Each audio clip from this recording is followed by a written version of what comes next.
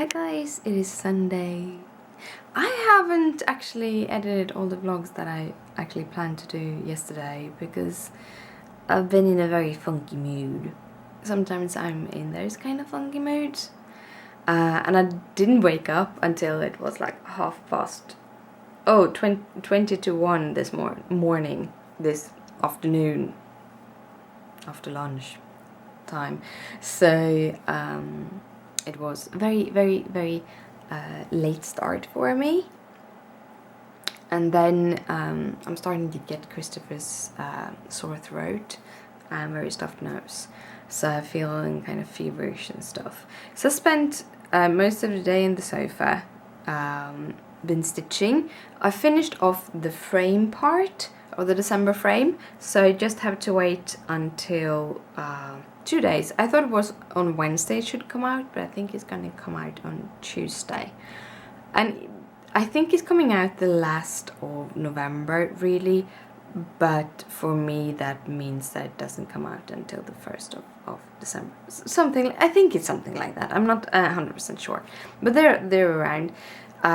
So while I'm waiting for that, I am stitching needle minders.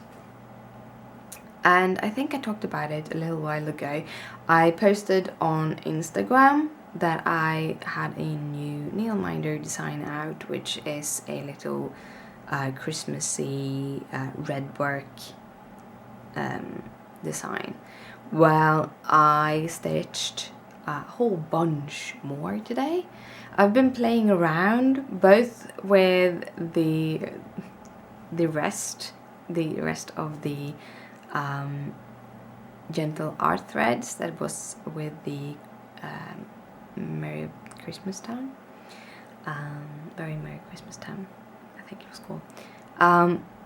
I had a few threads left from that, so I've been playing around doing these different designs with those, and then I've been playing around making my own designs using basically the tools of Redwork. It's all my designs. But you have like small tools of Redwork. You have the crosses and you have the hearts and you have etc and etc and etc. It's all about kind of building things up. So I made even more of those, playing around with making multiple colored, like both green and red ones. I made a little reindeer with this, or it's more like an elk because it has all of these horn thingies. And I made some glasses and some mustaches, and I've done a whole bunch of them. The thing is, I'm working with a strip. I can't remember who it was, but someone talked about a little while ago about how you can put your fabric, instead of having a fabric that is as wide as your Q-snap, you can have it a little bit not as wide as your Q-snap. Then you can kind of use it as a scroll frame, basically. So I'm using mine as a scroll frame. At the moment, I'm using mine as a scroll frame for these thin fabric strips, which I do my little needle minders on. So I have a whole long one, and then I have measured up even spaces for this is how much area I have, because I need to have a certain amount of fabric around to be able to make the buttons. So I do that in my, I can show you tomorrow, I didn't take it with me in here, but I can show you tomorrow how I have it all set up. And then I just sit and stitch, and when I've made one design, I just scroll up, so I get another one of these boxes that I'm allowed to move in, and then I stitch one, and then I do that. So I got a whole bunch of little designs done. I love working in a frame because it makes things a lot easier. I am planning to actually sew on small pieces of fabric onto that roll, because then it's easier to do the first and the last of the patterns. Right now I kind of have to do the last ones in hand, and it takes so much longer time. It's strangely how much longer time it does take. But yeah, so that's mostly what I've done. I've done one more thing. because I needed to do something fun. I have dyed some fabric. So I have some cherry red, some forest or dark green, forest green, and some dark blue or denim blue fabrics. I did just a strip of linen for my needle minders, and then I did a wider fabric part, which is cheaper cotton that I done to try out the colors. And they actually, the fabric I am coloring have the same tone as the like the linen and the even weave. I don't think they are crisp white.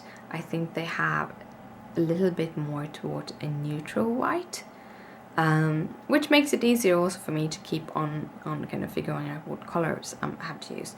So those are the ones, little thingies that I'm using right now. The fabric, I'm gonna use it for the backing of a couple of projects. Also, I'm gonna cut a piece off to have as a reference for future dyeings, as I'm writing up how I blend things and stuff. There's one thing I said that I'm going to do some kind of how to dye tutorial. One of the things is I'm still experimenting a lot with how much dye versus water versus salt versus detergent, because that is all things that RIT says. And I don't know how much use you would have of a dyeing tutorial, because I'm just basically following the ones that RIT has. If I do a dyeing tutorial, it won't be anything about how to blend colors, which colors go together, how to do certain colors, because all of those things, which specific colors that I do that way, are kind of, I have to say it, business secret. Something like that, because it's meaning that I'm gonna sell the fabrics. So if I make this perfect grayish blue by mixing a couple of different colors, if I would go and say do step by step how you do it, you will do it instead of buying my fabric. Nothing stops you from experimenting and finding that same color, even using that same color as yours and selling in your store if you figure it out. Nothing stops me from that, and it's no copyright or nothing when it comes to that, so you are welcome to do it. But I probably will keep all my recipes secret, because that is what is going to build my dyeing store. Sort of. Yeah. But right now I'm just playing around, looking how intense colors get with full color and stuff like that. Yeah. Or more, right now I'm gonna head to bed because it's around 10 and I need to go to bed now so that I can get up a little bit early next morning, because I hate coming up at like 12:30 because it ruins my whole day. But yeah, I am heading to bed, so good night, sleep tight, don't let the bedbugs bite. Bye!